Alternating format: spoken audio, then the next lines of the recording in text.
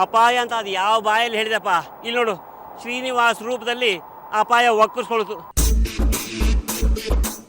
ಈ ಸಲ ನಾಟಕ ಮಾಡಿ ಕಟ್ ಮಾಡೋಕ್ಕಾಗಲ್ಲ. ಪಾಪ ಶ್ರೀನಿವಾಸರು ರೀಚಾರ್ಜ್ ಮಾಡಿಸಿದ್ರೆ 6 ಗುಣಕ್ಕಾದ್ರೂ ಎತ್ತಬೇಕು. ಏನು ಮಾಡಲಿ? ಹಲೋ, ಹೇಳಿ ಸರ್. ಏನಯ್ಯೋ ಆಟ ಆಡ್ತಿದ್ದೀಯಾ? ಇಲ್ಲ ಸರ್. ನಾನು ಫೋನ್ ಮಾಡಿದ್ರೆ ನಿನಗೆ ತಮಾಷೆನೋ? ಒಬ್ಬ ತಂದೆ ಕರುಳಿನ ಸಂಕಟ ಏನು ಅಂತ ಗೊತ್ತಾ ನಿನಗೆ? ವಯಸ್ಸಿಗೆ ಬಂದಿರೋ ಮಗಳು ಕಣೋ ಅವಳು. ಯಾಕೆ ಸರ್ ಇವಾಗ ಬೈಗಳ? ವಿಷಯ ಏನಂತ ಹೇಳಿ. ಈಗಲೇ ನನ್ನ ಮಗಳನ್ನ ಕರ್ಕೊಂಡು ಮನೆಗೆ ಬಾ.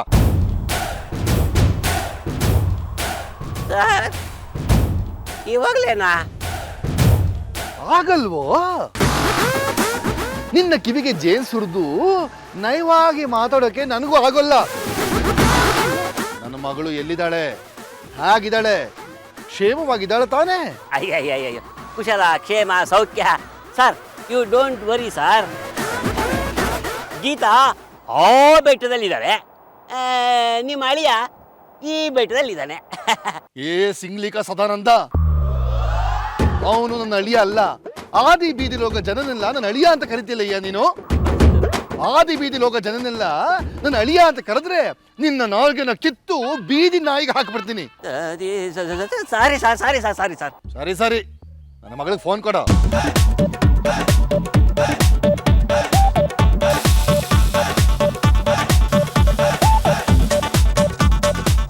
ಅಲ್ಲ ಸರ್, ನಿಮ್ಮ ಮಗಳು ಆ ಬೆಟ್ಟದ ತುದಿಯಲ್ಲಿದ್ದಾಳೆ ಅಂತ ಈಗ ಹೇಳಿದ್ನಲ್ಲ ಸರ್. ಏ ಸಿಂಗ್ಲಿಕ, ಅವಳು ಯಾವ ತುದಿಲಿದ್ರೇನು? ಆ ತುದಿ ಭೂಮಿ ಮೇಲೆ ಇದೆ ತಾನೆ. ನಾನು ಅವಳ ಹತ್ರ ಮಾತಾಡಬೇಕು, ಹೋಗಿ ಫೋನ್ ಕೊಡ. ಸರ್, ನಾನು ಆಗಲೇ ಬೆಟ್ಟ ಹತ್ತಾಯ್ತು ಸರ್. ನಿಮ್ಮ ಮಗಳು ಇನ್ನೂ ನಿಧಾನಕ್ಕೆ ಹತ್ತುತ್ತಾ ಇದ್ದಾಳೆ ಸರ್. ಮತ್ತೆ ನಾನು ಫೋನ್ ಕೊಡೋಕ್ಕೋಸ್ಕರ ಕೆಳಗೆ ಇಳಿಬೇಕಾ ಸರ್? ಇಳಿಯೋದು ಅಷ್ಟೊಂದು ಕಷ್ಟನೋ? ನಾನು ಮತ್ತೆ ಬೆಟ್ಟ ಹತ್ಬೇಕಲ್ಲ ಸರ್, ಅದಕ್ಕೆ ಕಷ್ಟ ಆಗುತ್ತೆ ಅಂತ ನಾನು ಹೇಳಿದೆ. ಅದೆಲ್ಲ ನನಗೆ ಗೊತ್ತಿಲ್ಲ ಕಣಯ್ಯ. ನಾನು ಈಗಲೇ ನನ್ನ ಮಗಳ ಜೊತೆ ಮಾತಾಡಬೇಕು ಅಂದ್ರೆ ಮಾತಾಡಬೇಕು. ಈ ನನ್ನ ಮಗನ ಹತ್ರ ಹೇಗಾದ್ರೂ ಮಾಡಿ ತಪ್ಪಿಸ್ಕೋಬೇಕಲ್ಲ. ಸರಿ ಸರ್, ಒಂದು 5 ನಿಮಿಷ ಟೈಮ್ ಕೊಡಿ ಸರ್. ಆಮೇಲೆ ನಾನೇ ಕೆಳಗಡೆ ಇಳ್ಕೊಂಡು ಹೋಗಿ ನನ್ನ ಕೈಯಾರೆ ಮೊಬೈಲ್ನ ನಿಮ್ಮ ಮಗಳಿಗೆ ಕೊಟ್ಟು ಫೋನ್ ಮಾಡ್ತೀನಿ. ಸರಿ ಅಲ್ವಾ ಸರ್?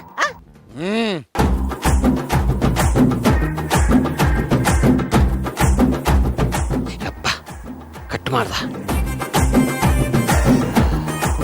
ಬೀಸೋ ದೊಣ್ಣೆಯಿಂದ ತಪ್ಪಿಸ್ಕೊಂಡ್ರೆ 100 ವರ್ಷ ಆಯುಷು ಅಂತ ನನ್ನ ನೋಡೇ ಗೀಚಿರಬೇಕು ಅನ್ಸುತ್ತೆ. ಅಯ್ಯೋ, ನಾನೇ ಕೈಯಾರೆ ಹಾಕೊಂಡಿರೋ ಹಾರ ನನಗೇ ತುರಿಕೆ ಸೊಪ್ಪಾಗ್ತಾ ಇದೆಯಲ್ಲ. ಲಾಕ್ ಅಂದ, ಇರಪ್ಪ ನಾನು ಬರ್ತೀನಿ.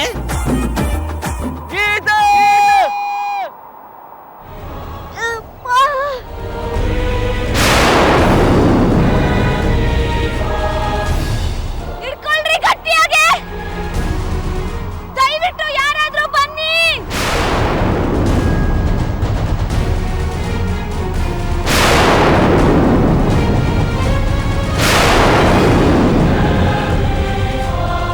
ಗೀತಾ, ಗೀತಾ, ಏನ್ ಮಾಡ್ತಿದ್ಯಾ ಗೀತಾ? ಸರ್, ಇಲ್ಲೋಡಿ ಬನ್ನಿ. ಗೀತಾ, ಗುಡ್ ಜಾಬ್ ಕಣಮ್ಮ. ಅಲ್ಲ, ನೀನು ಅಪಾಯದಲ್ಲಿದೆಯಾ ಅಂತ ನಾವೆಲ್ಲ ಓಡ್ ಬಂದ್ರೆ ನೀನು ಅಪಾಯದಲ್ಲಿರೋರ್ನೇ ಕಾಪಾಡಿದ್ಯಲ್ಲಮ್ಮ. ತುಂಬ ಸಂತೋಷ ಆಯ್ತು ನನಗೆ. Thank you madam, thank you. ನನ್ನ ಜೀವ ಉಳಿಸ್ತಾರಲ್ಲ, ನಿಮ್ಮ ಋಣನ ನಾನು ಯಾವತ್ತೂ ಮರೆಯೋದಿಲ್ಲ. ಅಯ್ಯೋ, ಅದೆಲ್ಲ ಬಿಡಿ, ನೀವು ಮೊದಲು ನೀರು ಕುಡೀರಿ.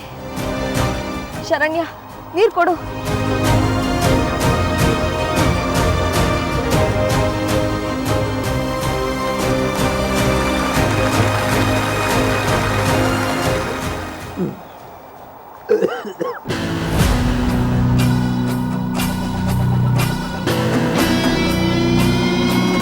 ಅಲ್ಲಮ್ಮ ಗೀತಾ, ನೀನು ಯಾಕಮ್ಮ ಈ ದಾರಿನಲ್ಲಿ ಬಂದೆ? ಅಲ್ಲ, ಇವನ್ ಯಾಕೆ ಪ್ರಪಾತದಲ್ಲಿ ಬಿದ್ದ? ಸರ್, ಗೀತಾ ಮೇಡಮ್ ಹೇಗೆ ದಾರಿ ತಪ್ಪಿಸ್ಕೊಂಡ್ರೋ ನನಗೆ ಗೊತ್ತಿಲ್ಲ ಸರ್. ಆದರೆ ಅವ್ರು ದಾರಿ ತಪ್ಪಿಸ್ಕೊಂಡಿರ್ಬೋದು ಅಂತ ನನಗೆ ಅನುಮಾನ ಬಂತು ಸರ್. ಗೀತಾ ಮೇಡಮ್ ಅವ್ರನ್ನ ಹುಡ್ಕೊಂಡು ಬರ್ತಾ ಇದ್ದೆ ಸರ್. ಆಗ ಕಾಲು ಸ್ಲಿಪ್ಪಾಗಿ ಇಲ್ಲಿ ಬಿದ್ದುಬಿಟ್ಟೆ ಸರ್. ಗೀತಾ ಮೇಡಮು ದೇವತೆ ಥರ ಬಂದು ನನ್ನ ಕಾಪಾಡಿದ್ರು ಸರ್. ಅಲ್ಲಯ್ಯ, ಬಸ್ ಕ್ಲೀನ್ ಮಾಡಕ್ಕೆ ಬಂದಿರೋ ನೀನು ಈ ರೀತಿ ಸ್ಟಂಟ್ ಮಾಡೋದಕ್ಕೆ ಹೋದ್ರೆ ಅಲ್ಲ, ಏನಾದರೂ ಹೆಚ್ಚು ಕಡಿಮೆ ಆಗಿದ್ರೆ ಏನು ಗತಿ? ಕ್ಲೀನ್ ಬೋರ್ಡ್ ಆಗ್ಬಿಡ್ತಾ ಇದ್ದೆ ನೀನು. ದಾರಿ ತಪ್ಪು ಬಂದಿದ್ದು ನಂದೇ ತಪ್ಪು ಸರ್. ನನ್ನನ್ನು ನೀವು ಹುಡ್ಕೊಂಡು ಬಂದ್ರಲ್ಲ, ತುಂಬ ಥ್ಯಾಂಕ್ಸ್. ನಿನ್ನನ್ನು ನನ್ನ ಸ್ಟೂಡೆಂಟ್ ಅಂತ ಹೇಳೋದಕ್ಕೆ ನನಗೆ ಅಪ್ರಿಷಿಯೇಟ್ ಆಗುತ್ತೆ ಕಣಮ್ಮ. ನೋಡಿ, ಇಂಥ ಸಾಹಸನ ನೋಡಿ ಕಲಿಬೇಕು. ಹಾಗಂತ ಹೋಗಿ ಬಿದ್ದು ಬಿಡ್ಬೇಡಿ, ಹುಷಾರು.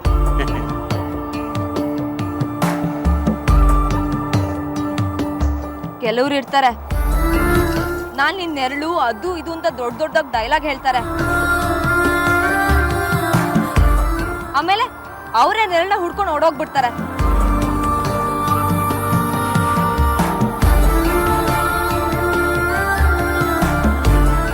ಗೀತಾ, ನಾನಾ?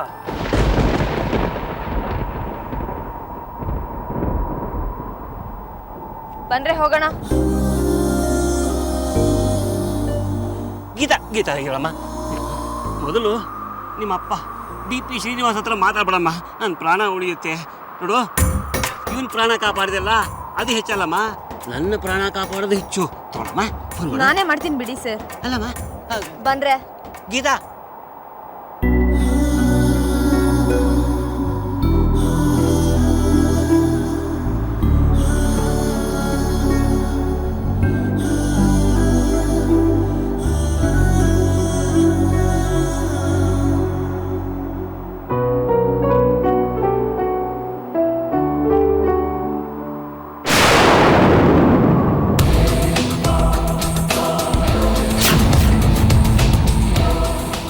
ನೀನು ನನ್ನ ಜೀವ ಉಳಿಸ್ದೆ ಹೋಗಿದ್ದಿದ್ರೆ ಇವತ್ತು ನಿನ್ನ ಜೀವ ಉಳಿತಿತ್ತೋ ಏನೋ.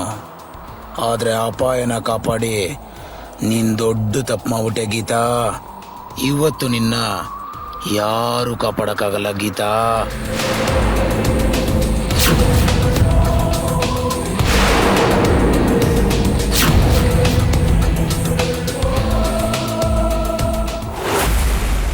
ಸುಶೀಲಾ, ಹಾ ಸುಶೀಲಾ, ನಿನ್ ಮಗಳ ಜೊತೆ ಮಾತಾಡ್ದೆ ಕಣೆ. ಆರಾಮಾಗಿದ್ದಾಳಂತೆ. ಆ ಮನೆ ಹಾಳ ವಿಜಿ ಅವಳಿಗೆ ಯಾವ ತೊಂದರೆನೂ ಕೊಡ್ತಾ ಇಲ್ವಂತೆ. ಒಳ್ಳೇದ್ ಮಾಡೋನು ತೊಂದರೆ ಯಾಕೆ ಕೊಡ್ತಾನೆ?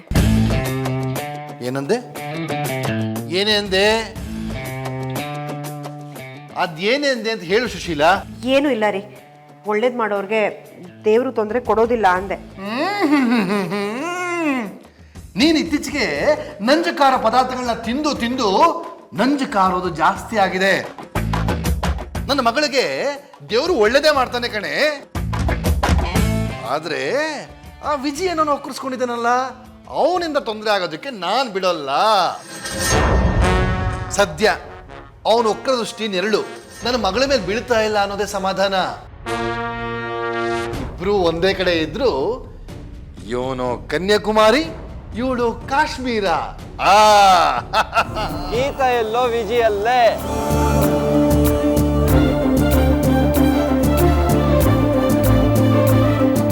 ವಿಜಯ್ ಅವರೇ, ತಾವೇನ್ ಮಾಡ್ತಾ ಇದ್ದೀರೋ? ಜೀವನ ಪೂರ್ತಿ ಗೀತಾ ಪಕ್ಕನೇ ಇರಬೇಕು ಅನ್ನೋ ಆಸೆ, ಆದ್ರೆ ಗೀತಾ ಬಿಡ್ತಿಲ್ಲ. ಅದಕ್ಕೆ ಗೀತಾ ಹೆಸರು ಪಕ್ಕ ಆದ್ರೂ ನನ್ನ ಹೆಸರಿರ್ಲಿ ಅಂತ ಕೆತ್ತಾ ಇದ್ದೀನಿ. ಇದರಿಂದ ಎಲ್ಲಾ ಕಾಲಕ್ಕೂ ನಮ್ಮಿಬ್ರು ಹೆಸರು ಉಳಿಯುತ್ತೆ ಸರ್. ದೇವ್ರದನ್ನ ನೋಡಿ ಖುಷಿ ಪಟ್ಟು ತಥಾಸ್ತು ಅಂದ್ರೆ ಆ ದೇವರು ಅಸ್ತು ಅನ್ನೋದಕ್ಕಿಂತ ಮುಂಚೆ ನಿನ್ನ ಹೆಂಡತಿ ಇದನ್ನೆಲ್ಲ ನೋಡ್ಬಿಟ್ಟು ಅಸ್ತು ಅಂತ ಖುಷಿಯಾಗಿ ನಿನ್ನ ಹತ್ರನೇ ಓಡ್ ಬಂದ್ಬಿಡ್ತಾಳೆ.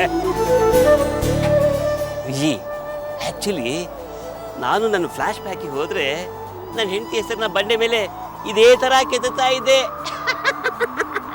ಈ ವಿಷಯ ನಿನಗೆ ಮಾತ್ರ ಹೇಳಿದ್ದೀರಪ್ಪ, ಇಲ್ಲಿ ಯಾರಿಗೂ ಗೊತ್ತಿಲ್ಲ. ನಿಮಗ್ ಬುದ್ಧಿ ಇದೆಯಾ ಸರ್? ಯಾರಮ್ಮ? ನಿಮಗಲ್ಲ, ನಿಮ್ ಫ್ಲಾಶ್ ಬ್ಯಾಕ್ ಹೆಂಡತಿಗೂ ಬುದ್ಧಿ ಇಲ್ಲ ಅನ್ಸುತ್ತೆ. ಕರೆಕ್ಟ್ ಹೇಳಿದೆ ಅಮ್ಮ. ಹೌದು, ಮದುವೆ ಆದ್ಮೇಲೆ ನನಗೆ ಬುದ್ಧಿ ಇಲ್ಲ ಅಂತ ಗೊತ್ತಾಗಿದೆ. Be serious sir.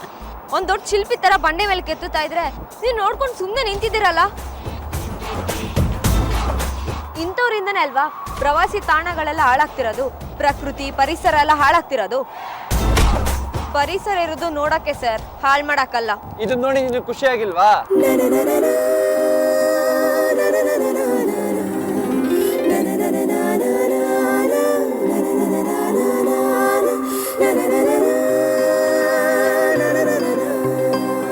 ಈ ರೀತಿ ಪ್ರಕೃತಿನ ಹಾಳು ಮಾಡ್ತಿದ್ರೆ ನಾನ್ ನೋಡಿ ಖುಷಿ ಪಡ್ಬೇಕಾ?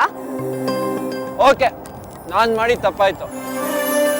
ಆದ್ರೆ ಈ ರೀತಿ ನನ್ನ ನಿನ್ನ ಹೆಸರು ಒಟ್ಟಿಗಿರೋದು ನೋಡಿ ಏನು ಅನ್ನಿಸ್ತು? ಹೆಸರು ಒಟ್ಟಿಗಿದ್ರು ನಾವಿಬ್ರು ಒಟ್ಟಿಗಿರಲ್ಲ ಅನ್ನೋದು ನಿನಗೆ ಅರ್ಥ ಆಗ್ಲಿ ಅನ್ಸುತ್ತೆ. ಅಪ್ಪ ವಿಜಯ್, ಈ ಹುಡುಗಿ ಆಸೆ ಬಿಟ್ಬಿಡಪ್ಪ. ಇವಳು ನಿನಗೆ ದಕ್ಕಲ್ಲ ಅನ್ಸುತ್ತೆ. ನಾನೇ ನಿನಗೆ ಒಳ್ಳೆ ಹುಡುಗಿ ನೋಡಿ ಮದುವೆ ಮಾಡ್ತೀನಿ, ಸರಿನಾ? ಡಿಯರ್ ಫ್ರೆಂಡ್ಸ್, ಯಾವನು ಅವನ ತಲೆ ಮೇಲೆ ಬಂಡೆಕಲ್ಲ ಹಾಕ್ರು. ಅದು ಚಳಿ ಜಾಸ್ತಿ ಇಲ್ಲ, ನಾಳೆಗೆ ಸ್ವಲ್ಪ ಎಡವಟ್ಟಾಗ್ತಾ ಇದೆಯಪ್ಪ. ನಾನು ಹೇಳಿದ್ದು ಸ್ಟೂಡೆಂಟೇ ಎಲ್ಲ ಬಂದ್ರಪ್ಪ. ಏನು ಗೂಟ ಹೊಡ್ಕೊಂಡು ನಿಂತ್ಕೊಂಡಿದ್ರೆ ಅಲ್ಲಿ ನೋಡಿ. ಈಗ ನಾವು ಅಂಜಲಿ ಬೆಟ್ಟದ ತಪ್ಪಲಿನಲ್ಲಿ ಇದ್ದೀವಿ. ಈಗಾಗಲೇ ನಮ್ಮ ಗೈಡು ನಿಮಗೆಲ್ಲ ವಿವರಣೆ ಕೊಟ್ಟಿದ್ದಾರೆ. ಅಲ್ಲಿ ನೋಡಿ, ಅಲ್ಲಿ ಕಾಣಿಸ್ತಾ ಇದೆಯಲ್ಲ,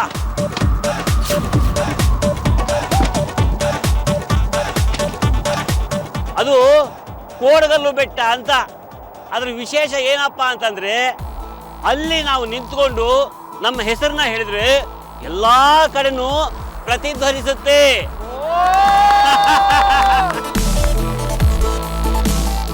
ಯಾರು ಬೇಕಾದ್ರೂ ಟ್ರೈ ಮಾಡಬಾರ್ದು, ಓಡಿ ಓಡಿ. ಅಯ್ಯೋ ಸದಾ ಲೇಟ್ ಆದ್ರೂ ಒಳ್ಳೆ ಬೆಟ್ಟನೇ ಕೊಟ್ಟೆ. ಥ್ಯಾಂಕ್ ಯು ಸರ್, ಒಳ್ಳೆ ಐಡಿಯಾ ಕೊಟ್ರೆ.